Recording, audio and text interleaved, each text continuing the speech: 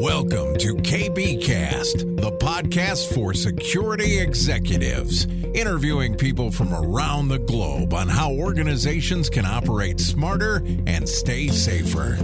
Here's Carissa Breen. I caught up with Coode and we chatted about global compliance, what this meant, and what she is personally doing in this space.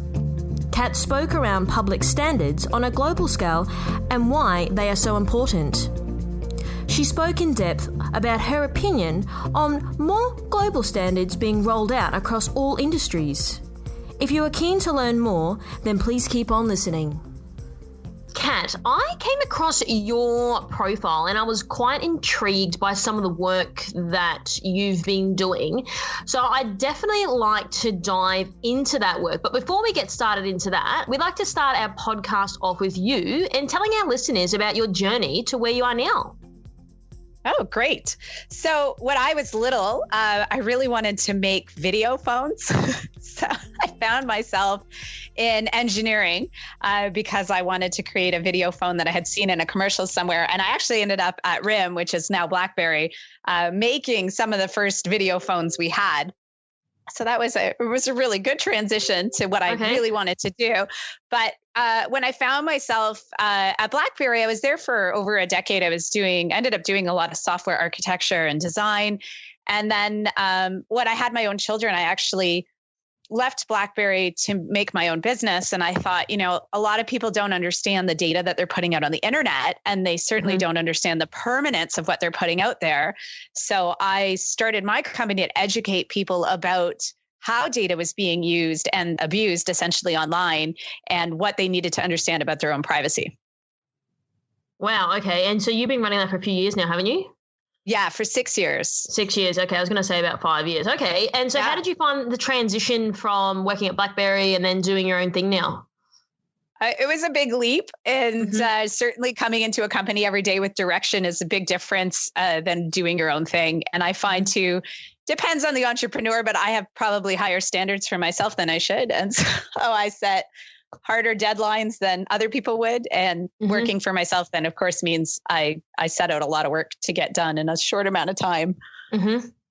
And so are you liking sort of the feeling of being your own boss and all that type of stuff? Because we do have a number of people who have started their own businesses. So I always like to try and ask the question where I can, because there is a lot of technology startups and security startups that are starting. So we try to give a little bit of perspective if we can on that journey and that experience.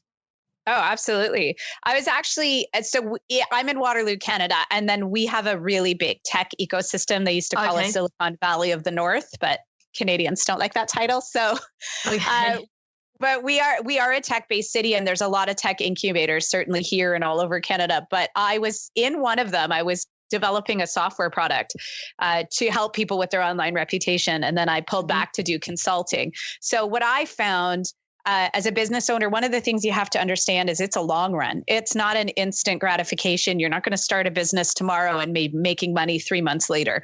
You really have to stick out. There are always those pictures online of the roller coaster images, but you really do have to stick out the highs and the lows until you even break even, let alone make money on a business.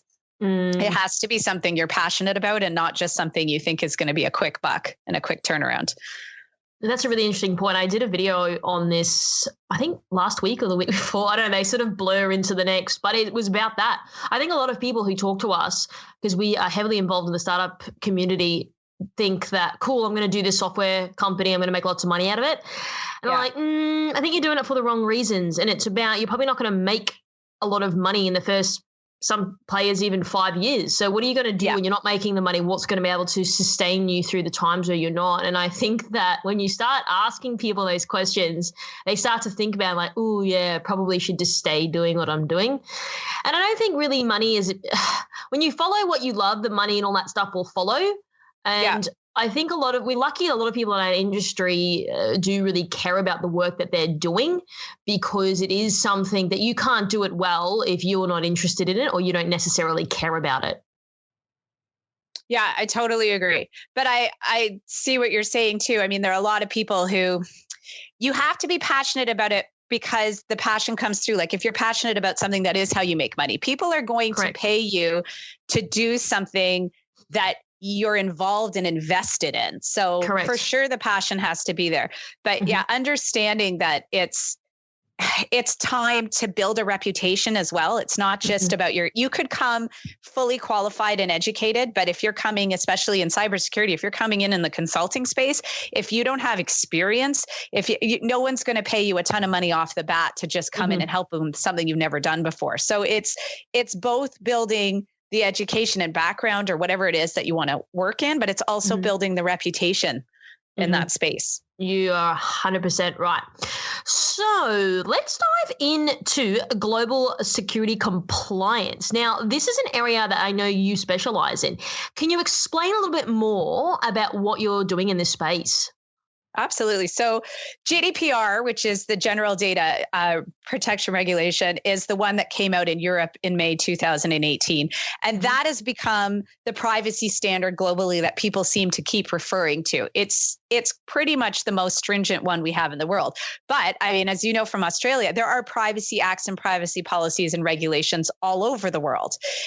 Some of them have rules that differ, but most of them come down to the same thing. In Canada, we have PEPIDA that's supposed to protect the user. And again, it's similar rules. The idea really is to minimize the amount of data you're taking from users to what is just required, allowing the user insight into how you're using that data, and then structuring your product and service in a way that's privacy first, so that you can support all the privacy and security changes that are coming down the line. And of course, managing incident response, so that it's not the if you have a breach, right? It's when you have a breach that you're prepared for that and you're well handled to that. So what I found with these regulations all over the world, but especially GDPR, is they come as a legal framework.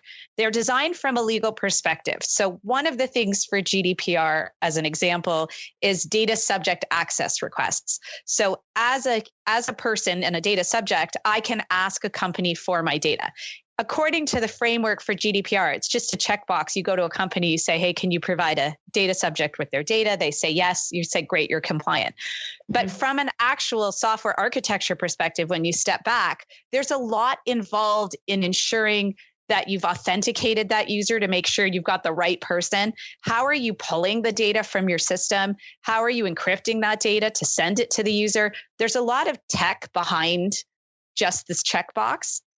And so what I ended up finding with people I was working with is they didn't understand where to start to get to that level of compliance. You can see where the framework says, here's the checkbox, but how do you get your tech in that perspective? Even if it's not a technology company, everyone uses tech. So how are you using your technology in a way that complies? So I ended up creating a playbook that basically walks people from privacy foundations and engineering all the way up as a guide to get to that framework. So why do you think people were confused? You said they didn't know where to start. Do you think they just felt overwhelmed by everything that they had to do and there was no real direction on how to do this? Yeah, that's the nail on the head. There is no direction, right? People are saying, hey, you need to gather consent. And it's like, okay, how do I do that? Where do I store it? What do I do with it? So I find working with tech companies that have been doing technology for a very long time, they have a bit of an understanding of where to start with this. But so many companies are not tech companies that are now using tech, and they don't know where to begin to structure their systems and services in a way that supports all these privacy regulations coming down. So the regulation stuff aside, do you think a lot of these companies outside of tech are even considering privacy as a thing? Because I do speak to a lot of tech companies, but I also do speak to a lot of people who are outside of tech. And when I start discussing this type of stuff with them, it's almost like they're looking at me like they're not really sure what I'm going on about. Does that concern you, that you think that companies out there don't really consider this at all? Yeah, absolutely. So I find with cybersecurity as a whole, people don't acknowledge the breadth of what it covers. So often I'll say to someone, what are you doing for your cybersecurity solution? And they'll say, oh, we've got a firewall, or, oh, we're doing phishing testing, so we're good. But they don't appreciate the different pieces and the different facets of cybersecurity, and privacy is a piece. I get asked all the time, what's the difference between security and privacy? Well, security is protecting everything. Privacy is the individual. So you can have all the best hardware set up and backups and everything that you're doing in place, but you still need to protect the data of the individual. So I totally agree. Most companies don't realize how important privacy is until the breach happens or until there's some kind of fine. I was speaking with a CISO recently, and he said that I love compliance because it helps us de-risk a lot of security problems. Can you explain the benefit to organizations, both public and private sectors, as to why global standards are important? Yes. So global standards really put the user's privacy at the center of all the design. So it's the privacy foundation. If you are putting a user-centric view on how you design your services, not what's easiest for your employees to access or what's cheapest to store, but how the user's data should be stored. So starting with limiting the quantity of data that you're collecting, and then ensuring the protection of that data and the transfer of that data, you are eliminating a lot of these risks for breaches. I mean, a lot of it is just due diligence to ensure that you made sure that your data is being limited, like I said, and transferred properly and accessed properly. But that's stepping back to the foundation. And I have seen companies where they're like, it's too expensive for us to go back to architecture and take this apart. But the fines that they end up with a year or two down the line are infinitely more than it would have cost them in resources to have adjusted the foundation to fix for that privacy. So just using that incident alone, when they're saying it's too expensive to go back and do all of this and then they get fined, what's the response after that? Are people are they coming back to you going, oh, you were right, we should have done it your way? How do people actually feel when this is happening and then sort of thinking, we ran the risk, we got caught out, and now we're in serious high water? Yeah. So from my perspective in my business, I focus on the preemptive things, the preventative measures. So often these companies end up with, I get calls often to come in for incidents, but that's not my specialty. I don't do forensics. So that's, again, another piece of cybersecurity. But that's not something I cover. But yeah, so at that point, they do come back acknowledging the fact that they should have fixed the foundation when they should have fixed it. I did have one company come back to do that, but it's one of those things. It's like identity theft too with individuals. You don't think it's going to happen to you until it happens to you. And so do you think that once it happens, do you think it changes their perspective on, we now need to start looking at preventative measures and getting the right players in, people like yourself, to help them combat potentially getting fined again?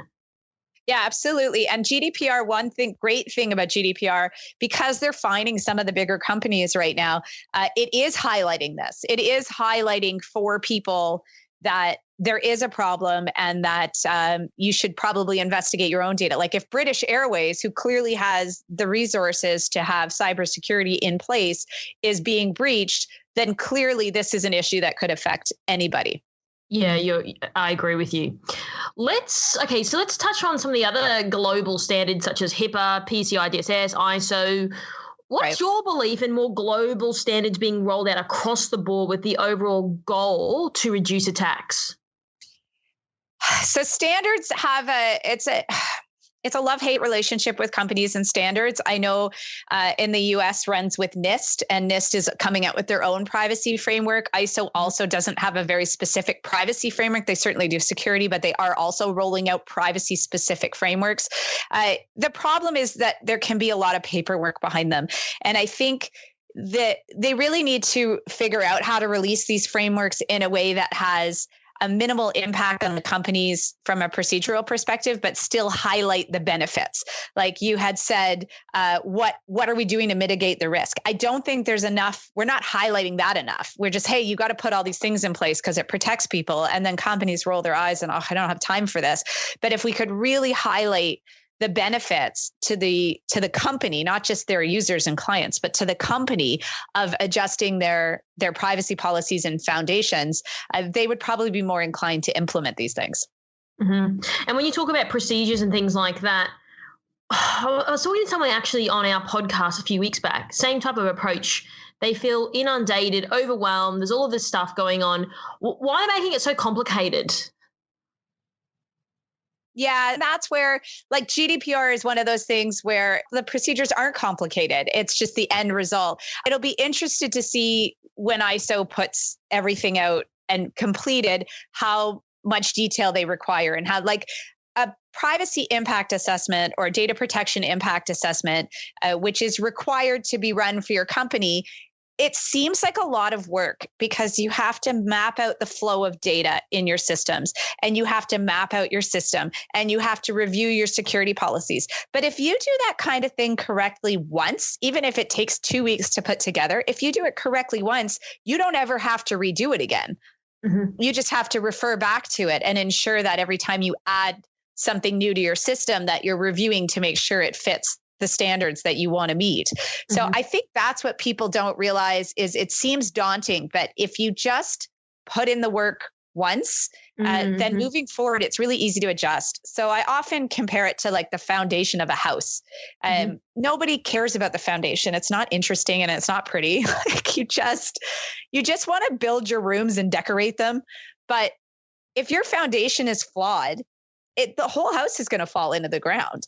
Like you need to take the time to pour it properly and design it properly. And then you can move on and build 7 extra flights and stairs and whatever you want. But that foundation has to be strong enough to support whatever it is you want to do to that house. There's something we say internally at KBI, which is measure twice, cut once. Yeah. And I think the same analogy applies for this because I think yes, I know what you're saying when you're saying people are like, oh, if I try to maybe do it to like 50%, maybe I can get away with doing it because it is a lot of work and it's a lot of reading of stuff and it's a lot of organizing people and it's a lot of following people up within the organization. So hopefully what would be some practical advice you could give to people? And I know you mentioned before about getting your foundation straight, but what can people do straight off the bat to ensure doing this once and doing it right will reduce the risk in the long term? Like what can people sort of do practically to take away after this podcast? So practically speaking, it's worth stepping back and seeing where your biggest risk is. There was a fantastic study actually that came out of IBM with incident response. So that's just one thing to look at. For incident response, they found the average cost to a company for not having a plan in place was close to $300,000 US. And then the average cost to a company for not having done a tabletop exercise and practiced that plan was another $300,000 US. So when you step back and you say, look, it's going to be over $500,000 of cost minimum, really, for us not to run this plan, it makes sense to put in even $10,000 to $20,000, which it wouldn't even cost that much, to bring people in and get the plan right. Like there's cost benefits. So from an incident response perspective, that's one easy thing. Every company should sit back and say, I need a bridge or a way to get people together because you can't email information about an incident while it's happening because you don't want it recorded. So setting up a bridge, figuring out who those stakeholders are, and deciding what your process is going to be in the time of that instance. It was the same reason we run fire drills in buildings, right? Yes. You need to both have a plan and then run that plan. And in running that plan, you will quickly see what you're missing, who you're missing.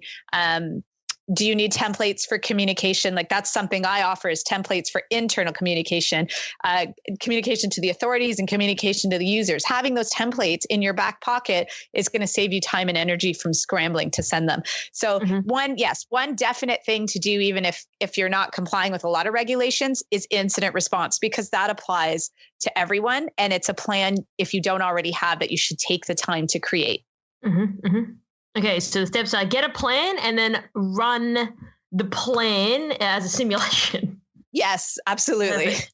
Okay, so let's just go back on GDPR for a second. Now, you mentioned this before, and as you are probably aware, there was a lot of media hype when it initially came out. Do you believe practitioners, as far as you are aware, are implementing these changes effectively? I'm going to say no. Okay. Most people most people don't seem to understand how to implement them properly. Or again, they're going, yeah, I'll deal with that if it happens. And they're not actually putting it in place. I've heard of several incidents where people have put something in their privacy policy just to check off the box, but in the background, they're not actually doing it. So I think companies, they said, oh, this will be simple. They looked into it. It was more than they had the time and energy to get it done for May. And they just pushed it through in a visible way, but not, again, the foundational way. They haven't actually put the things into place to ensure they can support all of the pieces that GDPR might be requesting.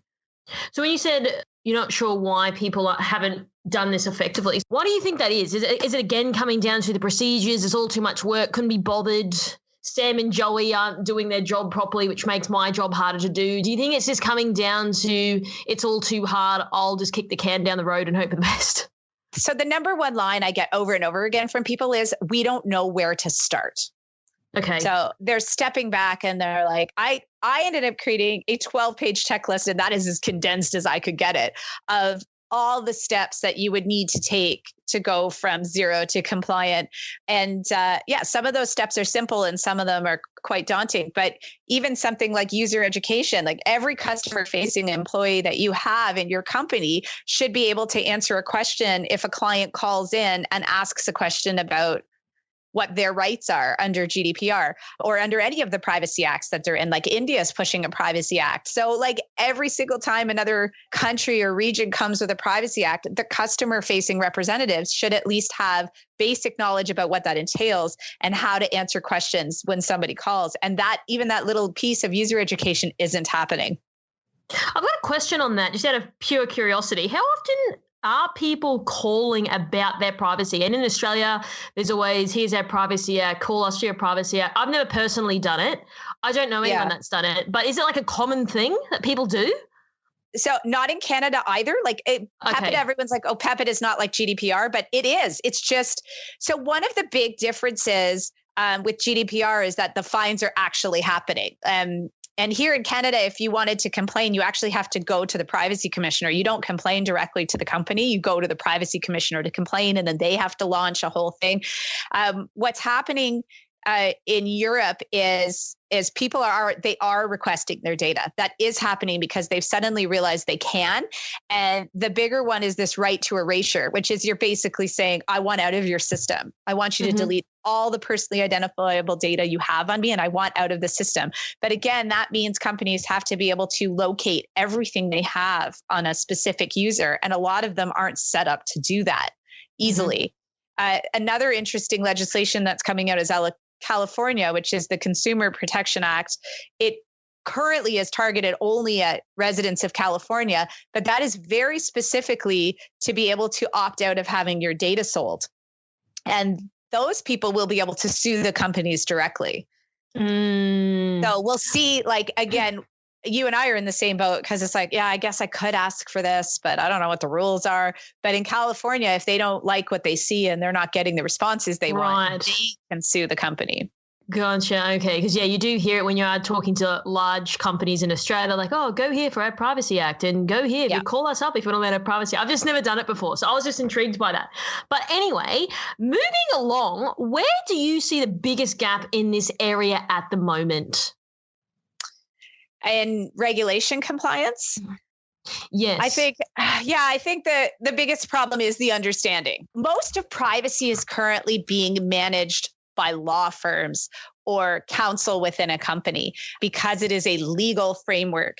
And again, to get it right, you have to go back to the technical foundation of what you're doing.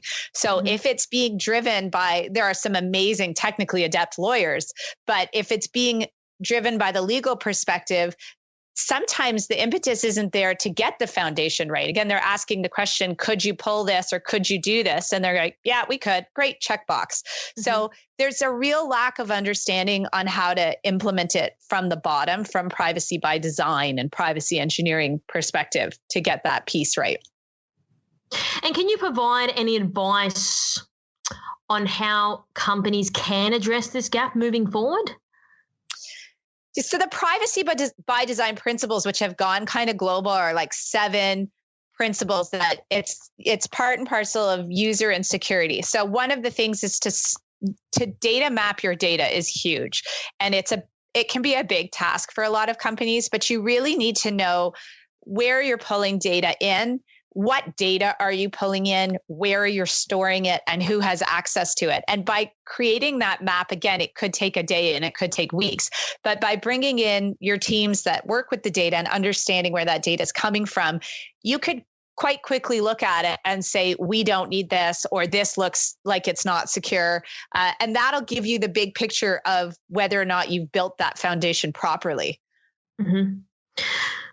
Okay.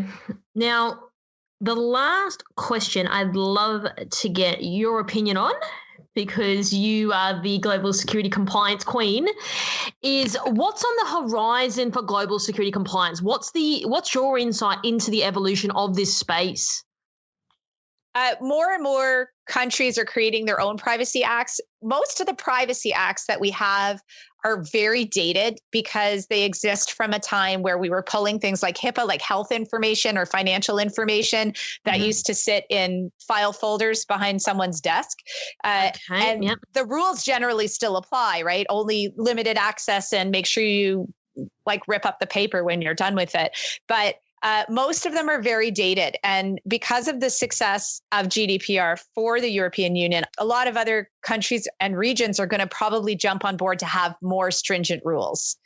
There are a few exceptions of some countries that like to have the data because they use the data, like the governments use the data, but most governments seem to have a more user-centric approach, and they really want to protect the individuals.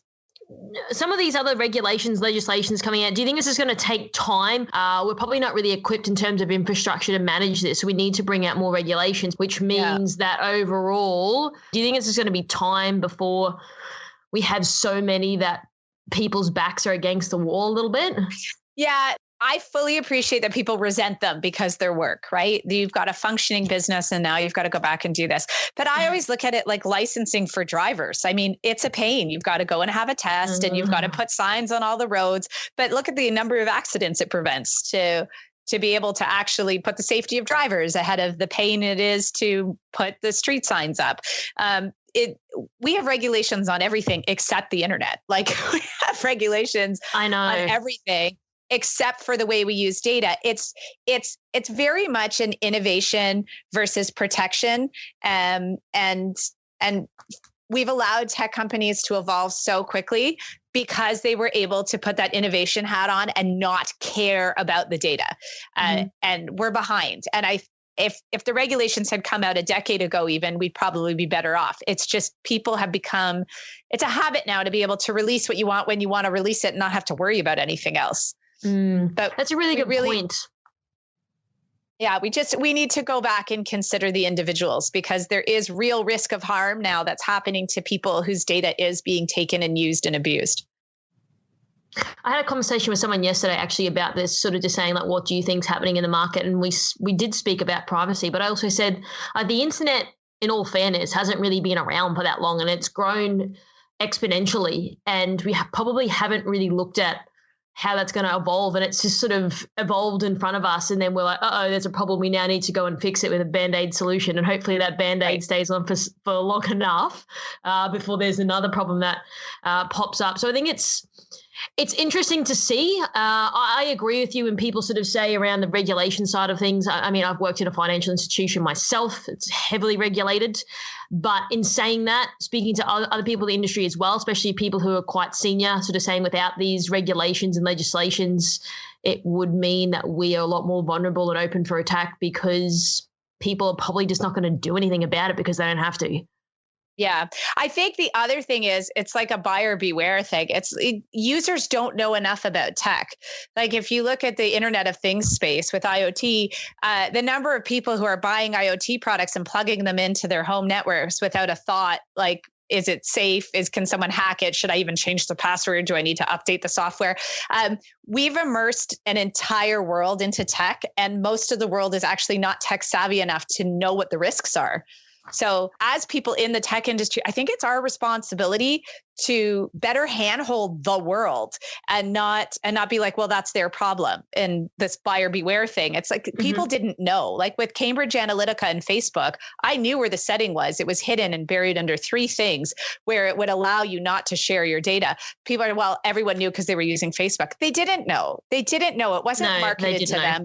Right. And they're not knowledgeable. And even tech people I know didn't know where that setting was hidden. So we're putting too much trust in the people and the users to know that they have to protect their own privacy. And I don't think that's fair. I agree when you say the onus needs to be put on this industry, because I had a conversation with someone the other day and they're like, oh, people just don't really think about stuff. I'm like, no, but I don't know about, investment banking. So there's probably, it's heavily regulated. There's things in there that you need to know about, but how would I know that if I'm not working in that space? It's just that technology has become so ubiquitous that every single person has social media, online banking. They have Alexas and Googles in their house. All of their kids have mobile phones and they're all on Instagram and all these types of things. It's just that not every single person does investment banking or they do this law or something like that. It's become so mainstream now that unfortunately it's not something that people are necessarily talking about. And that's something that we want to do at KBI as well, to actually educate the Australian public, but also people across the globe about what does this actually mean for them, because who's guiding them through this process? And I get called up a lot just from friends who are outside of the security or tech industry because they just genuinely want to know and they don't really know who to go to. Yeah, absolutely. I think too, if you looked at car manufacturers, I'm sure when somebody came down and said, hey, it's now legally required for you to install seatbelts, they all rolled their eyes and went, you know how much money this is going to cost us? Because now we have to put seatbelts in.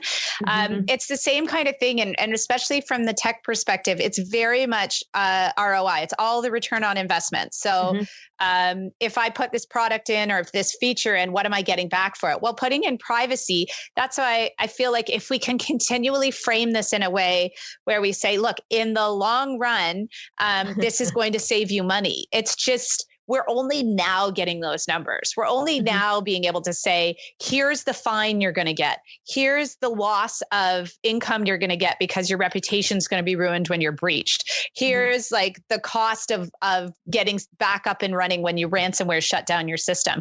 If we can highlight the actual bottom line, then we have a better sell from an industry perspective in cybersecurity to say, here's why what we do is important to you. But from a just, hey, you should do up your seatbelt. Like nobody wants to do it. It's just more work. Well, I agree with you.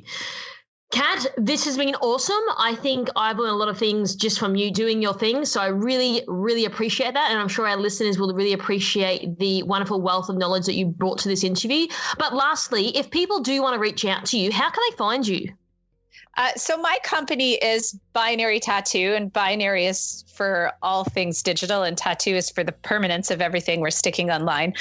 So you can find me there at binarytattoo.com or Kat at binarytattoo.com, or you can find me on my own site, which is Coode with 2 O's.com. Awesome. Well, thank you so much, Kat. I really appreciate you taking the time to speak with me today. Thank you so much. Thanks for tuning in. As always, we hope you got some new ideas or ways of thinking from this episode. And remember, you can always reach out to our guests if you do have more questions. Don't forget to subscribe to this podcast, and we always love to hear your feedback. So leave a review on iTunes and we might just give you a shout out on a future episode. You can find me on LinkedIn as well as on @IamCarissaBreen on Twitter and Instagram. And if you'd like to know more about how we help tech companies, check out CarissaBreenIndustries.com. Until next time, stay safer.